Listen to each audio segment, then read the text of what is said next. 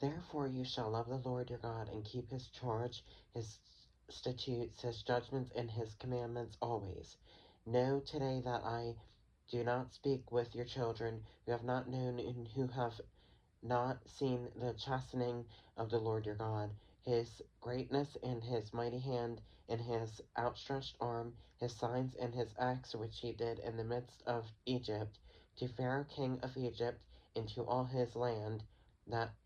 what he did to the army of Egypt, to their horses and their chariots, how he made the waters of the Red Sea overflow them as they pursued you, and how the Lord has destroyed them to this day,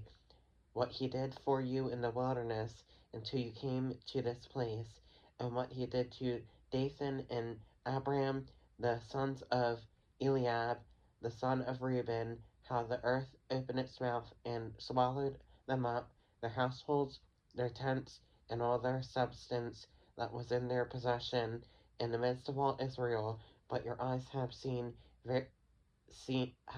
every great act of the Lord which he did. Therefore you shall keep every commandment which I command you today, that you may be strong and go in and possess the land which you cross over to possess, and that you may prolong your days in the land which the Lord swore to give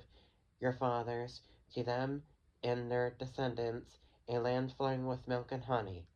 For the land which you go to possess is not like the land of Egypt, from which you have come, where you sowed your seed and watered it by foot as a vegetable garden. But the land which you cross over to possess is a land of hills and valleys, which drinks water from the rain of heaven, a land for which the Lord your God cares. The eyes of the Lord your God are always on it, from the beginning of the year to the very end of the year. And it shall be that if you earnestly obey my commandments which I command you today, to love the Lord your God and serve him with all your heart and with all your soul, then I will give you the rain for your land in its season, the early rain and the latter rain, that you may gather in your grain, your new wine, and your oil. And I will send grass in your fields for your livestock,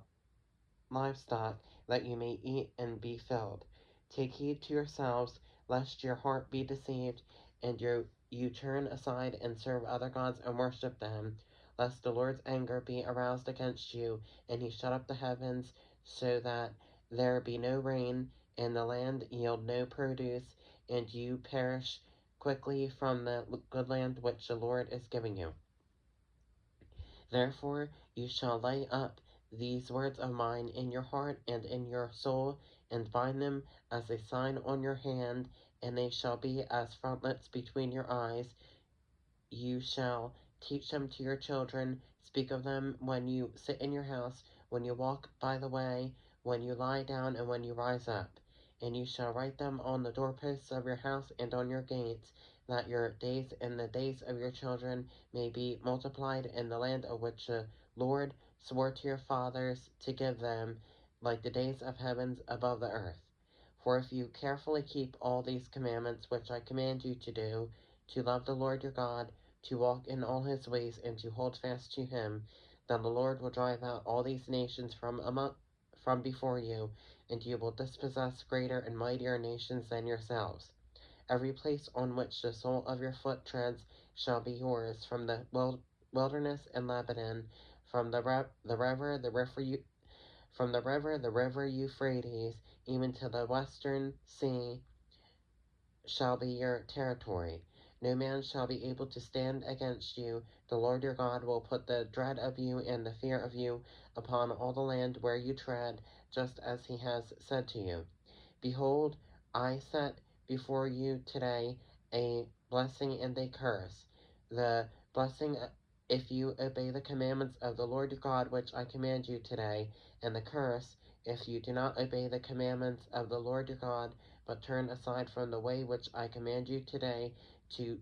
go after other gods which you have not known. Now it shall be, when the Lord your God has brought you into the land which you go to possess, that you shall put the blessing on Mount Gerizim, and the curse on Mount Ebal. Are they not on the other side of the Jordan toward the setting sun in the land of the Canaanites who dwell in the plain opposite Gilgal beside the terebinth trees of Moreh? For you will cross over the Jordan to go in to possess the land which the Lord your God is giving you, and you will possess it and dwell in it. And you shall be careful to observe all the statutes and judgments which I set before you today.